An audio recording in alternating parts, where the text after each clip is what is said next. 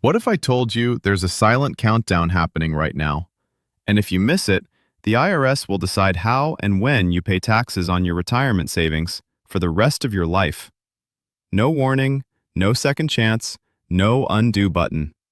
And most retirees have absolutely no idea it's happening. Let me paint a picture that might feel uncomfortably familiar. A woman retires in her early 60s after decades of steady work. She did everything right. She saved consistently, built up a traditional IRA, and secured a pension that comfortably covered her monthly expenses. When she stepped away from her career, she felt safe, stable, done worrying. Her financial advisor gave her a simple instruction: don't touch the IRA, let it grow. You don't need it right now. So she listened. Years passed. She enjoyed retirement.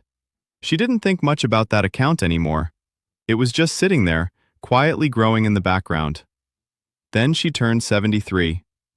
And suddenly, everything changed. A letter arrived from the IRS. It wasn't optional. It wasn't a suggestion. It was a requirement. She now had to start withdrawing money from that IRA, whether she needed it or not. That first required withdrawal was over $9,000. And that's when the dominoes started falling. That extra income got stacked on top of her pension and Social Security. It pushed her into a higher tax bracket. Her Medicare premiums jumped. A larger portion of her Social Security became taxable. In 1 year, her tax situation went from manageable to complicated and expensive. Here's the part that stings the most. There was a window, a very specific time-limited window, where she could have dramatically reduced all of this. And no one ever told her. That window is open right now. And it's closing permanently at the end of 2028. Once it's gone, it's gone. This isn't about some obscure loophole or advanced strategy only the wealthy use. This is about a structural shift in the tax system that created a rare moment in time.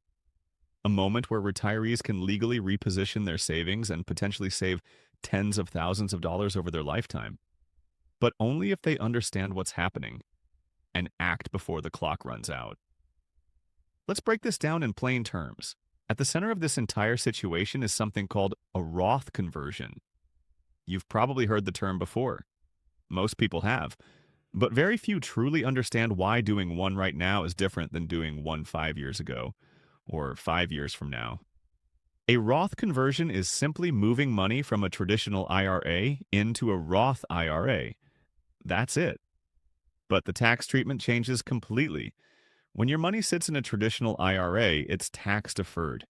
That means you didn't pay taxes on it when you contributed it, but every dollar you take out later will be taxed as income. And starting at age 73, you don't get to decide when to take it out anymore. The IRS forces you to withdraw a certain amount each year. These are called required minimum distributions. On the other hand, a Roth IRA flips the script. You pay taxes now when you move the money in, but after that, it grows tax-free.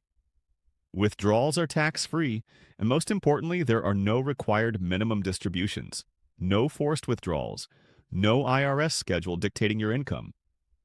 So the entire strategy comes down to one simple question. Would you rather pay taxes now under today's rules, or later under whatever rules exist in the future, plus forced withdrawals? That question has always existed. What's different right now is the answer. Because right now, we're in a tax environment that has never existed before in this exact form, and won't exist again after 2028. Two major changes created this moment. First, there is a temporary deduction available specifically for people age 65 and older. This deduction allows qualifying individuals to reduce their taxable income by an additional $6,000. If you're married and both spouses qualify, that becomes $12,000. This is on top of everything else, the standard deduction, existing senior adjustments, all of it. And here's the critical detail. This deduction only exists from 2025 through 2028. After that, it disappears completely unless future legislation extends it, and there is no guarantee of that. Second, the current tax brackets, which were once scheduled to increase, have now been locked in. That means today's rates are not temporarily low. They are now the baseline.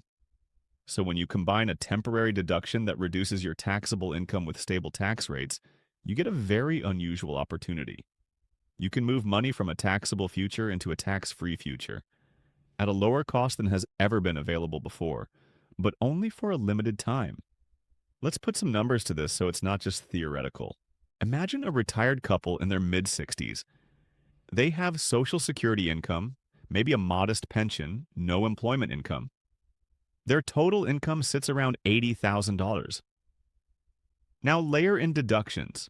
Their standard deduction is over $30,000. They also have existing age-related deductions. Then add the new temporary senior bonus deduction, $12,000 for the two of them. Suddenly, a significant portion of their income is shielded from taxation.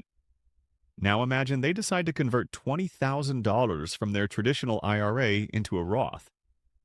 Because of those deductions, much of that conversion is either lightly taxed or in some cases barely taxed at all. And that $20,000 is now permanently removed from future required distributions. Do that strategically over multiple years, and you're not just saving on taxes today, you're reshaping your entire retirement tax profile. You're reducing future forced income, lowering the risk of higher Medicare premiums, controlling how much of your Social Security becomes taxable. This isn't about one decision. It's about changing the trajectory. Now here's where things get tricky, and where most people make costly mistakes, because this window is powerful, but it's not simple. There are invisible lines in the tax code that can quietly increase your costs if you cross them without realizing it.